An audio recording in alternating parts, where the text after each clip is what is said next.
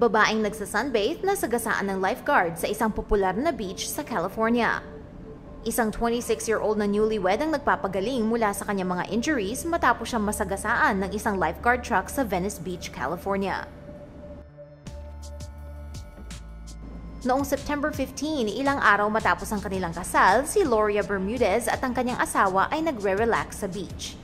Nagdesisyong lumangoy sa dagat ang kanyang asawa habang nakahiga si Bermudez sa buhangin at nagsasunbathe.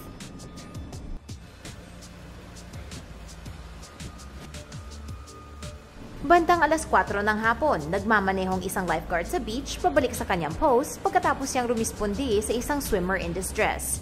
Ayon sa pulis ay hindi nakita ng lifeguard si Bermudez na nakahiga sa buhangin. Si Bermudez ay nasugod sa ospital kung saan siya ay ginagamot para sa mga hiwa sa kanyang atay at nabaling buto sa kanyang pelvis. That day there was just so many of them and so many different ones that something had to be going on and they were really rushing. Usually they're not going that fast, so I knew somebody had to be really hurt bad.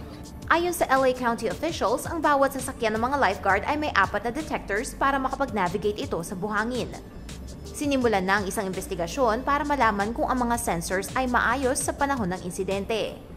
Ito ang ikalawang beses na may nasagasaan na taong nagsasunbathe sa Venice Beach. Noong Mayo, isang babaeng sunbather ang nasagasaan ng isang LA County maintenance truck.